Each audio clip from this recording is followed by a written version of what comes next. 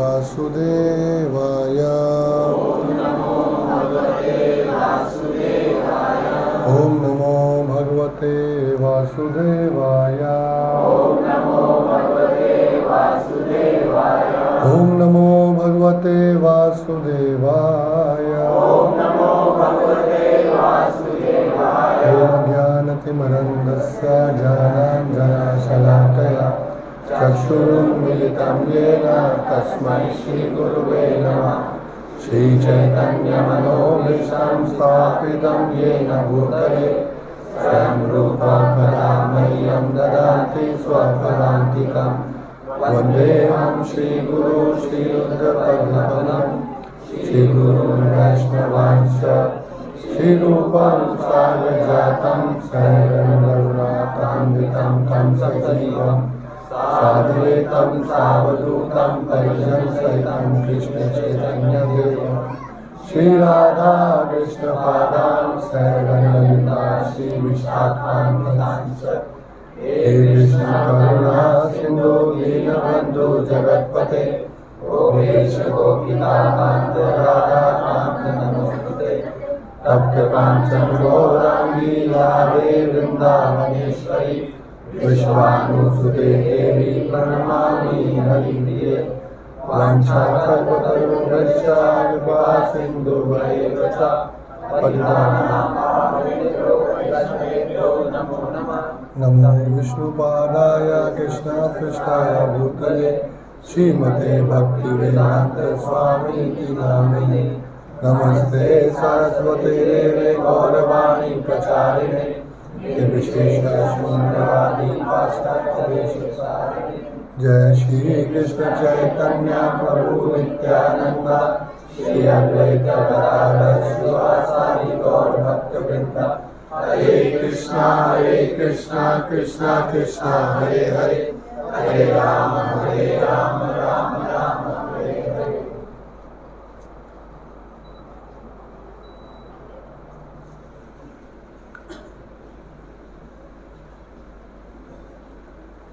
हरे कृष्णा। स्वागत है आप सब भक्तों का आज के हमारे इस कार्यक्रम में, जहाँ पर पिछले कुछ सप्ताह से हम लोग चर्चा कर रहे हैं बृहद भागवत अमृतम ग्रंथ की, जो कि शिला सनातन गोस्वामी पाद जी के द्वारा रचित ये ग्रंथ है, और जिसमें कि हम चर्चा कर रहे हैं कि गोप कुमार जो कि एक गोवर्धन में जन्म लिए एक बालक, वो अपने गुरु के द्वारा दिए हुए मंत्र को जप कर रहे हैं, और उनके पास एक ब्राह्मण आके प्रश्न पूछता है कि ये नाम जप करने से क्या प्राप्त होता है।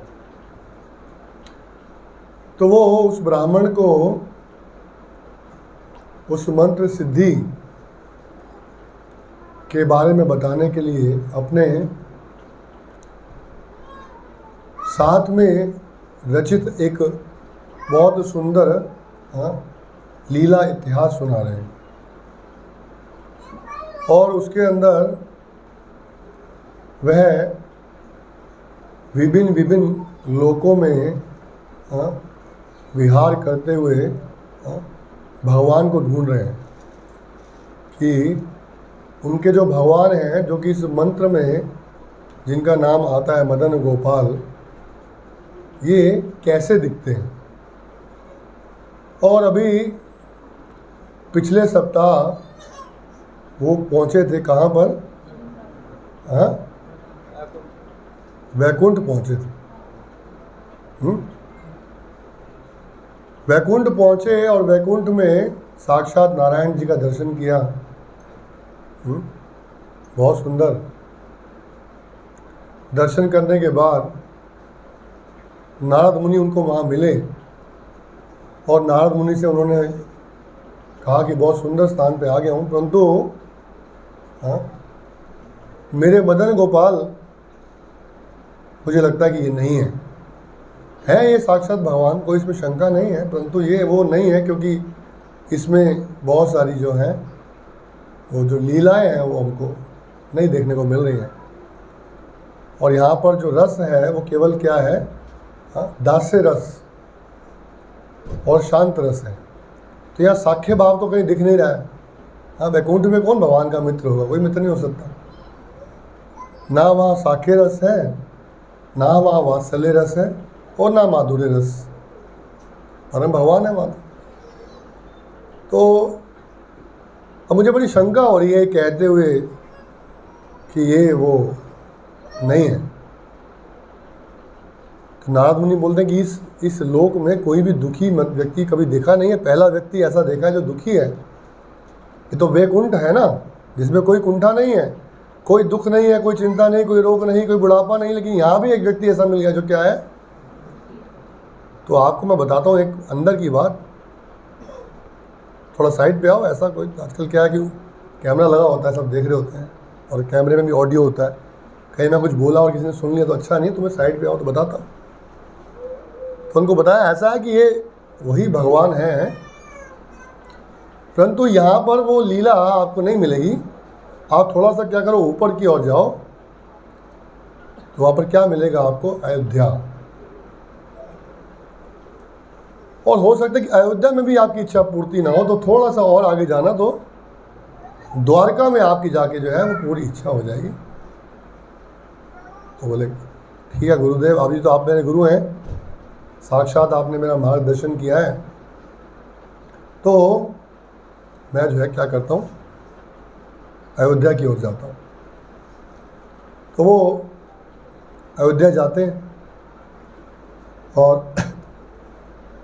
बोलते कि अयोध्या जाकर आप, रास्ता क्या है अयोध्या जाने का, कैसे जाना है। तो बोले कोई रास्ता नहीं है, आप अपना नाम जप करो और रघुनाथ जी का नाम उच्चारण करो। सीता पते हे रघुनाथ, हे श्री राम, हे लक्ष्मण भ्राता। तो नाम उनके विभिन्न विभिन्न नामों का जो है आप गुणगान करो, और वो जो है आपको वहाँ मिलेंगे। तो नारद मुनि जी का आदेश प्राप्त करके गोप कुमार जी अयोध्या पहुँच जाते हैं। और अयोध्या पहुँचते ही द्वार पे देखते हैं हाँ कि तरह तरह के जो वानर हैं, बंदर, उछल कूद कर रहे हैं। राम जी की सेना है ना। तो ये जो जो हमको यहाँ पर दिखता है, इसका ओरिजिनलिटी जो है वो उनके धाम में होता है। तो वानर का जो स्वभाव बड़ा चंचल होता है, वानर कभी एक जगह पर टिक के नहीं बैठ सकते। तो यहाँ भी बड़े चंचल वानर उनको द्वार पे दिख रहे हैं, परंतु एक विचित्र सी बात देख रहे हैं कि वो जो वानर इधर से उधर उछल कूद कर रहे हैं, ऊपर जा रहे हैं, पेड़ पे जा रहे हैं, उनके मुख से श्री राम निकल रहा है। वो आजकल के वानरों की तरह नहीं है कि वो मदारी नचा रहा है उनको और वो नाच के बता रहे हैं। तो उछल कूद कर रहे हैं और भगवान के नाम का उच्चारण कर रहे हैं। और जैसे ही गोप कुमार जी को देखा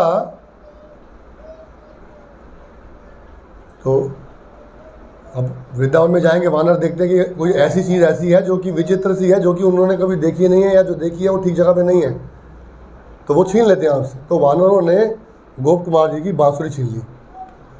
एक बांसुरी लगा रखी थी यहाँ पर बेल्ट में, बांसुरी छीन ली। तो बोले ये बांसुरी हमारे लोक में विचित्र सी चीज़ है, ये नहीं चलती यहाँ पर, तो छीन लो। अब बताओ कैसे आना हुआ। अब वानर से बात चल रही है। तो बोले अपने भगवान के दर्शन करने के लिए विहार कर रहा हूँ, ढूंढ रहा हूँ उनको, सुना है कि यहाँ मिलेंगे। हाँ, तो बोले ठीक है मिलेंगे, आइए हम आपको लेकर चलते हैं आपके भगवान के पास। लेकर चलते हैं और थोड़ा आगे जाने पर देखते हैं कि भरत और शत्रुघ्न जो है वो एक आसन पर, अलग अलग आसन में बैठे हैं, और उनके साथ में जो है सुग्रीव, अंगद, जाम्बवन, ये इनके मंत्री के रूप में वहाँ बैठे हैं। तो गोप कुमार जी बोले कि तो साक्षात भगवान मिल गए, और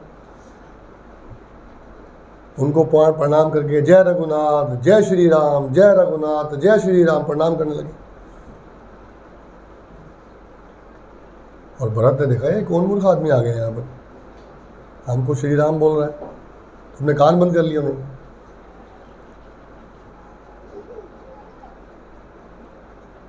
अपने सैनिकों को बोला इसका मुंह बंद कराओ, क्या बोल रहा है, थोड़ा धैर्य रखो। इशारा किया तो चुप हो गई।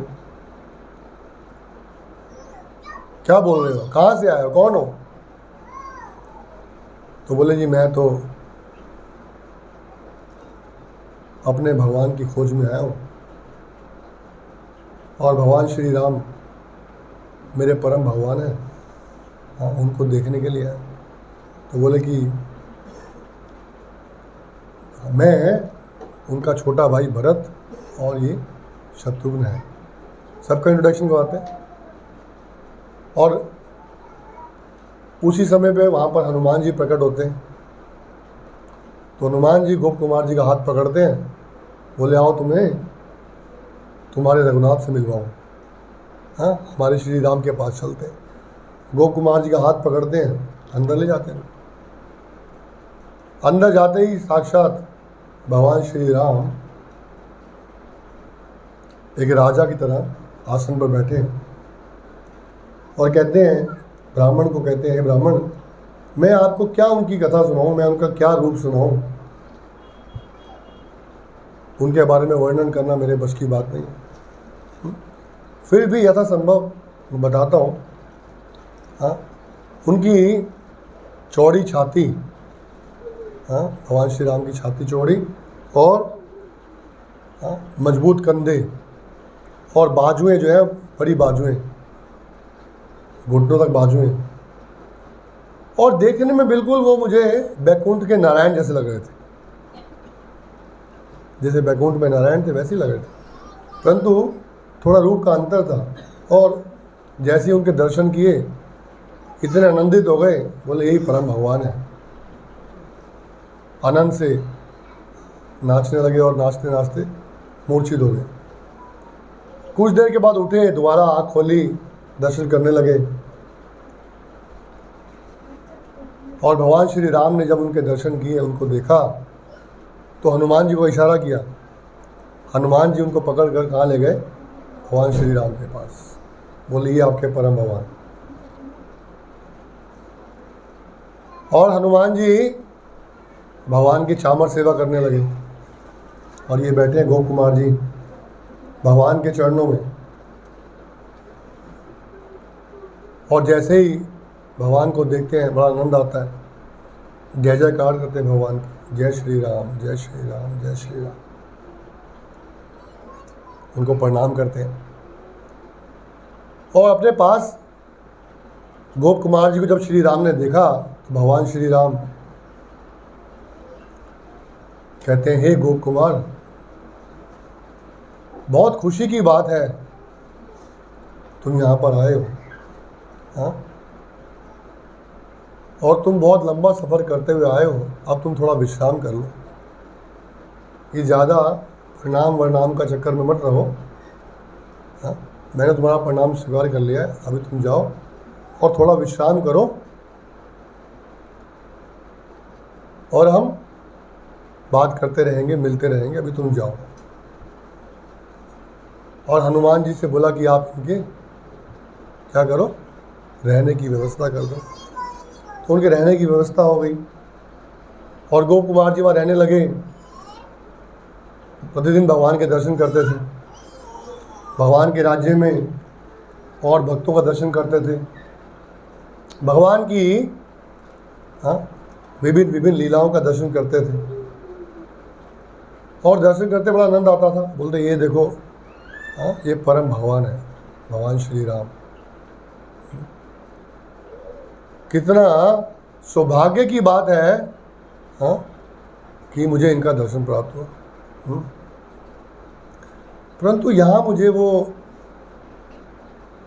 भगवान की जो क्रीड़ा लीलाएं हैं वो नहीं दिख रही। परंतु देखो किसी को पता लग गया मेरे मन की बात तो अच्छा लगेगा नहीं।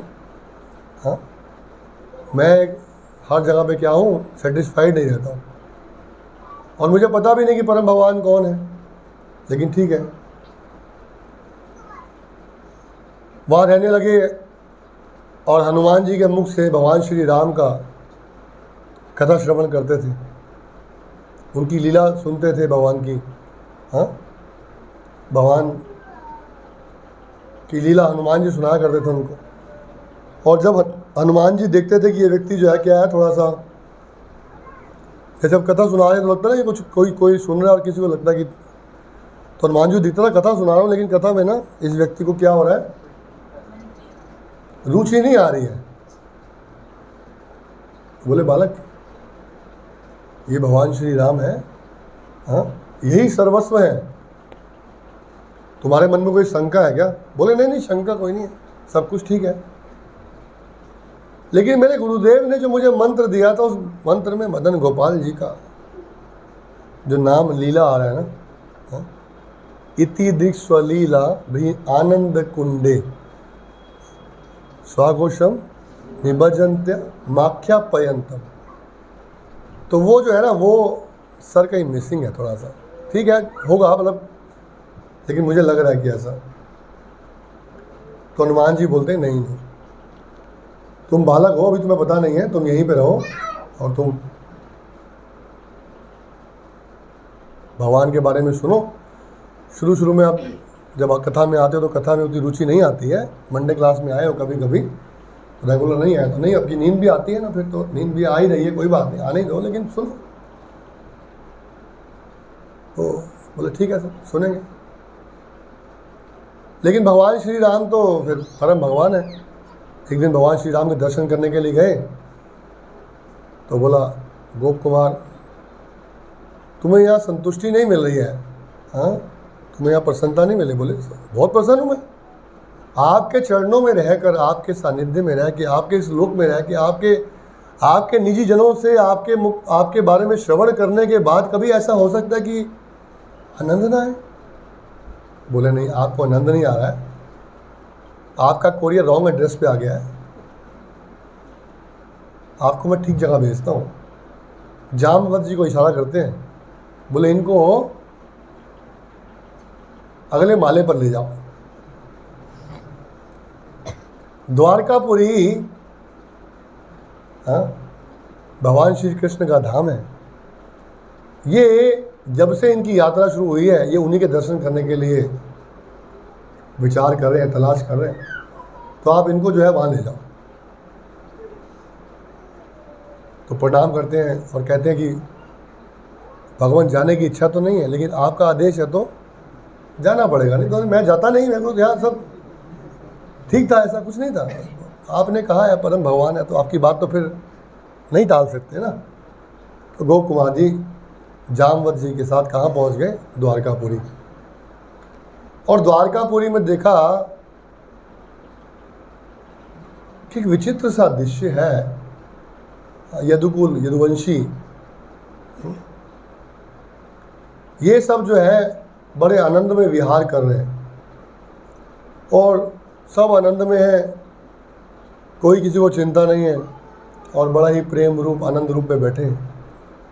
गोप कुमार जी बोलते हैं, हे ब्राह्मण विप्र, जब मैं वहाँ पहुँचा और मैंने उनका आनंद देखा तो मैं भूल गया कि मैं आया क्यों था।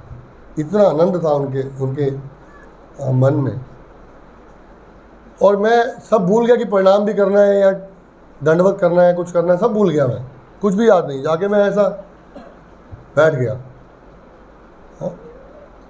देख रहा हूँ कि क्या हो रहा है। और जो उनमें यदुवंशियों में जो अग्रज थे, सबसे बड़े थे, उन्होंने बुलाया मुझे और मुझे गले लगाया। कहते हैं कैसे आना हुआ? तो बोले गुरु के आदेश से मंत्र मिला है और मंत्र से अपने श्री भगवान के दर्शन करना चाहता हूँ। यदि आप मुझे कृपा करें मुझ पर तो मुझे मेरे भगवान जी का दर्शन करवा दीजिए, मेरे मदन गोपाल जी का दर्शन करवा दीजिए। तो वो जो यदुवंशियों में सबसे बड़े थे, उन्होंने उनका हाथ पकड़ा और उनको बिना विलंब के आगे महल में ले गए। और महल में कहते हैं मैं जब पहुंचा तो मैंने देखा बहुत बड़ी सभा लगी है, सुधर्मा सभा लगी है। और बहुत बड़ी सभा में बीच में एक बहुत बड़ा सिंहासन, मणियों से जड़ा हुआ सुंदर सिंहासन है। कोई वहाँ ऐसी लाइटें वाइटें नहीं है। भगवान का जो है इतना दिव्य रूप है, उसके ऊपर मणि लगे हुए हैं, सब रत्न लगे हुए हैं, उससे जो है वो दिव्य रोशनी से चल रहा है वो। और उस सिंहासन पर परम भगवान जो है विराजमान है। और उनके सौंदर्य का मैं क्या वर्णन करूं, बड़ा ही अद्भुत सुंदर है। और उनके दाईं ओर वासुदेव, बलराम जी और अक्रूर जी, ये भगवान के एक साइड पे हैं, और एक साइड पे राजा उग्रसेन और यादवगण सात्यकी, ये सब उपस्थित हैं। और नारद जी वहाँ पर जो है कीर्तन कर रहे हैं। हरे कृष्णा कृष्णा कृष्णा हरे हरे, हरे राम राम राम हरे हरे। अपना वीणा बजा रहे हैं, कीर्तन कर रहे हैं, नृत्य कर रहे हैं। और भगवान जो है उनका कीर्तन नृत्य देख के बड़ा प्रसन्न हो रहे हैं, कीर्तन सुन रहे हैं। और सबके ऊपर दृष्टिपात कर रहे हैं भगवान। और जब द्वारकाधीश भगवान ने इनके ऊपर दृष्टिपात किया तो जैसे ही इनको देखा, आँख से आँख मिली और ये मूर्छित हो गए। भगवान के इतने सुंदर कमल नयन थे, जैसे ही वो कमल नयन इनको देखे मूर्छित हो गए। और भगवान कृष्ण ने उद्धव जी को इशारा किया, लेके आओ मेरे पास। उद्धव जी गए और गोप कुमार जी को उठाया। गोप कुमार जी अनकॉन्शियस थे, उनको उठाया, उनका हाथ पकड़ा और भगवान के पास ले गए। और ये आधे होश में आधे बेहोशी में चलते चलते कैसे पहुँचे, इनको पता नहीं कि वहाँ पहुँच गए। और जैसे ही कहते हैं कि मेरी आँख खुली और भगवान के आसन के पास बैठा, तो द्वारकाधीश भगवान श्री कृष्ण ने अपने चरण आगे बढ़ा दिए और उद्धव जी ने मेरा सिर पकड़ के भगवान के चरण कमल के ऊपर रख दिया। द्वारकाधीश भगवान श्री कृष्ण की। और इनका सिर जो है भगवान के चरणों पर, अश्रु बह रहे हैं, अश्रु से भगवान के चरणों का अभिषेक कर रहे हैं। कोई आनंद की सीमा नहीं है। ऐसे भगवान जो कि आप प्राप्य हैं ऋषि मुनियों के द्वारा, योगियों के द्वारा।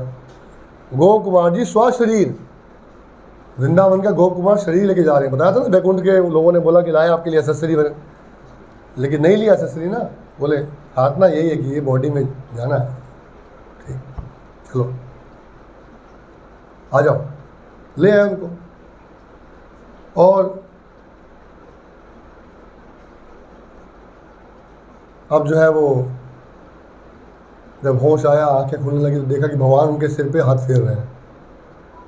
अब ये सब अनुभव करने की बातें, हम लोग क्या अनुभव कर सकते हैं इसको, लेकिन श्रील सनातन गोस्वामी बड़ा सुंदर वर्णन कर रहे हैं इसका। बड़ा सुंदर वर्णन श्लोकों में किया है कि भगवान कृष्ण जो है उनके सिर के ऊपर, फिर पीठ के ऊपर, भुजाओं पे स्पर्श कर रहे हैं। क्या आनंद आ रहा होगा। हम तो कामी लोग, हमको क्या पता कि भगवान के हस्त कैसे हैं। तो ठीक है, श्रील सनातन गोस्वामी का वर्णन सुनते हैं तो ही बड़ा आनंद आता है। और जैसे जैसे भगवान उनको छू रहे हैं, अब भगवान जब उनको छू रहे हैं और देख रहे हैं उनको कि गोप कुमार आ गया, तो अब उसको छूते छूते भगवान की आंखों में आंसू आ रहे हैं। तो विचित्र सा दृश्य है। भगवान रो रहे हैं और रोते रोते गदगद आवाज़ में बोलते हैं, जैसे आदमी रोता तो आवाज़ जो है गला भरा हुआ होता है। तो कृष्ण कहते हैं गोप कुमार तुम ठीक हो, और ये उनका गला चोक हो रहा है और रो रहे हैं, और उद्धव जी वहाँ पे, तो उद्धव जी ने उनको बताया ये द्वारका है, ये स्थान क्या है, द्वारका में नहीं चलता ये, यहाँ पर आप क्या हो, द्वारकाधीश हो। और सब देख रहे हैं, आपको नोटिस कर रहे हैं, और कुछ लोग जो यहाँ पे नहीं, कैमरे में भी देख रहे होंगे। ये यहाँ पर नहीं होता। तो भगवान जो है अपने आप को बड़ा संभालते हैं उद्धव जी कहने पर कि ठीक है। और फिर जैसे ही वो अपने उस भक्त से मिलते हैं तो बोले आज की सभा समाप्त, आज की कोई जॉब नहीं होगी, आज मेरा बहुत बड़ा भक्त मेरे पास में आया, आज हाफ डे लीव। तो गोप कुमार का हाथ पकड़ते हैं और बोलते हैं चलो आप मेरे साथ। तो गोप कुमार जी को ले जाते हैं अपने महल में, और जहाँ गोप कुमार जी बता रहे हैं कि मैंने देखा कि भगवान की 16,108 रानियाँ अपनी दासियों के साथ भगवान के आने का राह देख रही हैं। अब आप लोग बोलोगे अभी तो बोला था हाफ डे छुट्टी लिया, तो उनको कैसे पता कि हाफ डे में आ रहे हैं? वो तो शाम को 6 बजे देखेंगे ना ड्यूटी पे। लेकिन जब भगवान अपनी सभा से उठते हैं तो वो अंतरंग लीलाओं से मैसेज पहुंच जाते हैं कि वो भगवान चल पड़े हैं, अपने ऑफिस से आ रहे हैं। तो यहाँ पर जो है स्वागत के लिए खड़ी हैं रानियाँ, साथ में उनकी दासियाँ, और 16,108 रानियाँ जो है भगवान का स्वागत करती हैं, सब अलग अलग तरीके से, सबके अलग अलग ऑफरिंग्स हैं। उस ऑफरिंग से वो भगवान का वेलकम कर रहे हैं। लेकिन देखते हैं कि आज एक व्यक्ति भगवान के साथ में एक है जो कि इस लोक का दिखता नहीं है। अब होता है ना कि आपके ऑफिस में जो है कोई ड्रेस है, वाइट शर्ट या ब्लू पैंट, और एक व्यक्ति जो है कोई धोती कुर्ता में आ जाए, इस्कॉन का व्यक्ति पर्ची काटने के लिए, बोले ये कौन आ गया भाई, ये तो अलग अलग लोग का लग रहा है। हाँ, ये वैसे ही रानियाँ देख रही हैं, बोले ये अलग लोग का व्यक्ति है। लेकिन हमारे द्वारकाधीश के साथ में आया और द्वारकाधीश ने इसका हाथ भी पकड़ा है, छोटी बात नहीं है। ये नहीं बोला कि चलो पीछे पीछे आ जाओ, हाथ पकड़ के ले जाने तो कोई तो पर्सनैलिटी होगी ना, नहीं? तो हमारे लिए तो आदरणीय है, तो लेके आते हैं उनको अंदर। और भगवान के भोजन का समय होता है, तो उद्धव जी गोप कुमार को भगवान के साथ में प्रसाद खिलाने के लिए बैठाते हैं। लेकिन गोप कुमार जी थोड़ा अलग स्थान पर बैठते हैं, भगवान का प्रसाद स्वीकार करते हैं, और प्रसाद खा रहे हैं, भगवान के दर्शन कर रहे हैं, अश्रु बह रहे हैं, प्रसाद खाए जा रहे हैं। क्या खा रहे हैं, कुछ खट्टा है या मीठा है, नमकीन है, कुछ है, कुछ भी मालूम नहीं है, बस जो भी दिख रहा है वो खाए जा रहे हैं। और मन में सोच रहे हैं कि आज मेरी अभिलाषा पूर्ण हो गई, मेरे मदन गोपाल जी मुझे मिल गए, मैं ठीक स्थान पर आ गया और अब मैं यहीं पे रहूँगा। तो प्रसाद लेते हैं, उद्धव जी को कहते हैं भगवान की आप इनके रहने की व्यवस्था करो, ये यहीं पे रहे, साकुशल भाव से इनकी सेवा करिए। हाँ, ये बहुत दूर से आए हैं, बड़ी तपस्या करके आए हैं, तो इनको थोड़ा आराम से रखो। तो उद्धव जी लेके जा रहे होते हैं, तो उनको कुछ यादवगण रोक लेते हैं। किसको रोक लेते हैं? गोप कुमार। कहते हैं ये जो आपके कपड़े, जो रूप है, ये हमको यहाँ द्वारका नगरी में नहीं जचता है, आप थोड़ा बढ़िया से द्वारकाधीश हैं तो द्वारका के वस्त्र पहनिए, आभूषण। द्वारका नगरी तो फिर भगवान की ऐश्वर्यपूर्ण नगरी है। तो आओ, आपको जो है हम लोग बढ़िया से आपका श्रृंगार करते हैं, आपको तैयार करते हैं। हाँ, हम आपका ये जो वेशभूषा है इसको देख के प्रसन्न नहीं हुए, दुखी हुए हैं। और यदि आपको इस लोक में रहना है तो इस लोक के अनुसार में रहेंगे तो ज़्यादा सुंदर लगेंगे। और होता नहीं है जैसे आप जैसे मतलब किसी स्थान पर गए हैं तो कोई अगर ड्रेस कोड रखा गया या कुछ रखा गया, तो यदि आप उस ड्रेस कोड में नहीं तो आप अपने आप को थोड़ा सा, और आप नहीं फील करो तो बाकी फील कर लेंगे। तो हमको लग रहा है कि आप थोड़ा सा क्या करो, अपने वस्त्र बदल लो और हमारी तरह जो है वेशभूषा धारण करो। तो गोप कुमार जी ने उनको हाथ जोड़े प्रणाम किया, बोले आप जो कहेंगे मंजूर है, लेकिन मेरे को जो है ना ये ठीक है, ये वस्त्र जो है मेरे, ये मुझे ब्रज का स्मरण करवाते हैं। मेरे को ब्रज का स्मरण हो रहा है, तो मेरे को यदि आप बुरा ना माने तो मैं इसको ही चाहता हूँ कि पहन के रहूँगा। ठीक है, ये बात।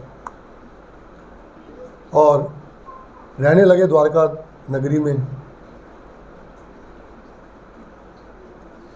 वहाँ चर्चा सुनते थे द्वारकाधीश जी की। हाँ, उद्धव जी के मुख से, अक्रूर जी के मुख से सुनते थे। और बहुत सारे भक्तों को देखते थे कि भगवान की सेवा एकदम द्वारकाधीश राजा की तरह की जाती है। और बहुत आनंदपूर्ण सब सेवा करते हैं। ऐसा नहीं कि हम जैसे सेवा करते हैं, एक बार सेवा की और थक गए और दूसरी बार सेवा मिली तो बोले उनके पास मत जाना, सेवा दे देते हैं। ऐसा नहीं, वहाँ निरंतर भगवान की सेवा करते। बोले कीर्तन वाले ठीक है, थोड़ा करताल भिजवा लेते, लेकिन ऐसा तो नहीं, ये तो जो मैनेजमेंट वाले हैं तो भैया। लेकिन वहाँ पर निरंतर भगवान की सेवा हो रही है और बड़ी सुंदर कथा सुन रहे हैं भगवान से। उद्धव जी के पास रह रहे हैं, उद्धव जी के घर में उनको जगह मिलती रहने की और उनके साथ रहते हैं, बड़ा आनंदपूर्ण रहते हैं। लेकिन बीच बीच में ब्रज का स्मरण हो रहा है। बीच बीच में क्या होता है कि ब्रज का याद आ रहा है। नहीं, द्वारका ही ब्रज है, भगवान साक्षात यहाँ पर कृष्ण यहाँ पे हैं, ठीक है, यही रहेंगे। तो कभी कभी ऐसा फील होता था और कभी कभी आनंद आता था कि भगवान के दर्शन हो रहे हैं, द्वारकाधीश जी के दर्शन हो रहे हैं। एक बार की बात है कि वहाँ पर नारद मुनि आते हैं। नारद मुनि आके उनको दर्शन देते हैं, प्रणाम करते हैं। गोप कुमार जी प्रणाम करते हैं, नारद मुनि से वृतांत सुनने का प्रयास करते हैं, कुछ सुनाइए, आप कहाँ कहाँ से होके आए हैं। बोले मेरी बात छोड़ो, अपनी सुनाओ। ठीक स्थान पर पहुंच गए हो? बड़ा आनंद आ रहा है जी, बिल्कुल ठीक स्थान पर आ गया हो, बिल्कुल पूरा आनंद आ रहा है। साक्षात भगवान यहाँ पर मिलते हैं और भगवान के भक्त मिलते हैं। लेकिन कुछ उत्सुकता है, यदि आप कहो तो मैं आपसे पूछ लूं क्या? आ गया ना, इफ बट, लेकिन किंतु परंतु। बोले पूछो, क्या पूछना चाहते हो? बोले मैं समझ रहा हूं कि जो मैं दर्शन करते हुए आ रहा हूं बैकुंठ में, अयोध्या में, द्वारकाधीश में, ये सब भगवान मुझे एक जैसे लग रहे हैं। मुझे इनमें कोई भिन्नता नहीं लग रही, मुझे इनमें कोई दोष नहीं लग रहा है, मुझे ऐसा कोई फील नहीं हो रहा है। लेकिन लेकिन लेकिन क्या हुआ? बोले वो मुरली मनोहर लीला वो नहीं दिख रही है, वो कहीं मिस हो रही है। ये क्या वही है ये जो गोपबाल हैं, ये गौपालक हैं, ये गिरिवरधारी हैं, ये कालिया हरता हैं, ये वही है? नहीं नहीं नहीं, मुझे वही लग रहे हैं, लेकिन दिखा नहीं रहे वो लीला मुझे दिख नहीं रही। तो ये बात कर रहे हैं नारद मुनि और गोप कुमार, तो उद्धव जी वहाँ जाते हैं। उद्धव जी का फ्लैट ही है ना, तो उनका घर चल रहा है, तो उसी में तो आ गए। उद्धव जी नारद मुनि को प्रणाम करते हैं, ये ऋषिदेव आप आए हमारे घर में, बड़ा आनंद की बात है। लेकिन आप आकारण वर्ष नहीं आते, आप किसी रीज़न के बिना नहीं आते। कोई रीज़न होता आपके आने का? क्या मैं जान सकता हूँ कि आपके आने का आज मुख्य कारण क्या है? बोले ये गोप कुमार, अनसेटिस्फाइड मैन। बोले क्या प्रॉब्लम? बोले ये एक ऐसी वस्तु की इच्छा करके रखे हुआ है मन के अंदर जो आपको और हमको भी प्राप्य नहीं है। इसके मन में कोई ऐसा प्रलोभन है, ऐसी उत्सुकता है, ऐसी जिज्ञासा है, ऐसा विचार है जो कि देने की बात नहीं कर रहे, हमने कभी उसको देखा ही नहीं।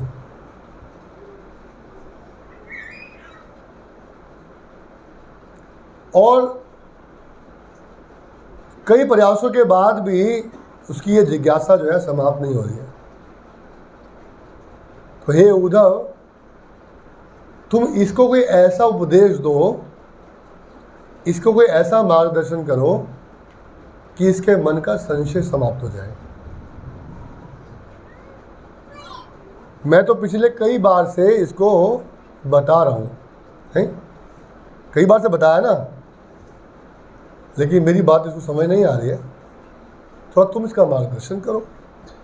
तो उद्धव जी बोलते हैं, हे नारद देव, मैं तो क्षत्रिय हूँ, लेक्चर देना तो मेरा काम नहीं है, मैं तो मैनेजमेंट करता हूँ सर। लेक्चर वाले डिवोटी लेक्चर कर सकते हैं, और आपके सामने नारद मुनि, मैं आपके सामने कैसे प्रवचन करने की हिम्मत कर सकता हूँ?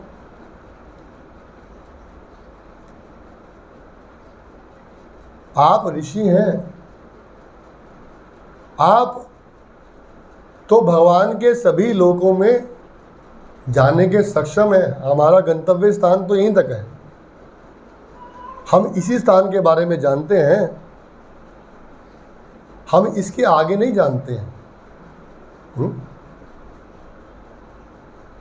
जब उद्धव जी को भगवान श्री कृष्ण ब्रज में भेजते हैं, तो उद्धव जी जब आकर भगवान को रिपोर्ट देते हैं, तो कहते हैं अब मुझे समझ आया कि आपने मुझे क्यों भेजा था। आपने मैसेंजर बना के तो भेजा, मुझे संदेश वाहक बना के भेजा, परंतु अब समझ आया आपने मुझे भक्ति के उस स्तर के दर्शन करवाने के लिए भेजा है।